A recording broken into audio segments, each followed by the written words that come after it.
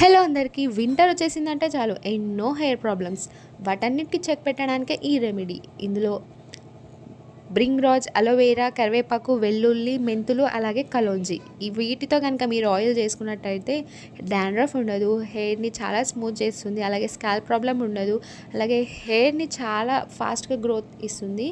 ఒక్కసారి ట్రై చేయండి. వీటన్నిటిని కచ్చాపచ్చగా దంచుకొని ఆయిల్లో ఉడకబెట్టుకొని గోల్డెన్ బ్రౌన్ వచ్చిన తర్వాత స్ట్రైనర్లో వేసి చల్లారిన తర్వాత స్ట్రైనర్లో వేసుకుంటే ఆయిల్ రెడీ అనమాట.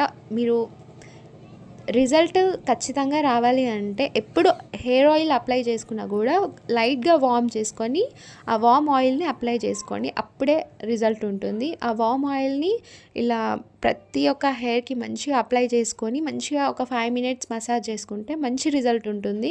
మీరు వార్మ్ చేయకుండా నార్మల్గా పెడితే రిజల్ట్ అనేది అంత కరెక్ట్గా ఉండదు. ఏ ఆయిల్ అయినా సరే మంచిగా లైట్గా వార్మ్ చేసుకొని అప్లై చేసుకుంటే హెయిర్ చాలా హెల్తీగా ఉంటుంది, హెయిర్ లాస్ అస్సలు ఉండదు. సో బ్రింగ్ రాజ్ తెలియని వాళ్ళకి ఇక్కడ బ్రింగ్ రాజ్ పిక్ పెట్టాను. ఇదైతే నిజంగా హెయిర్కి మహారాజే అని చెప్పాలి.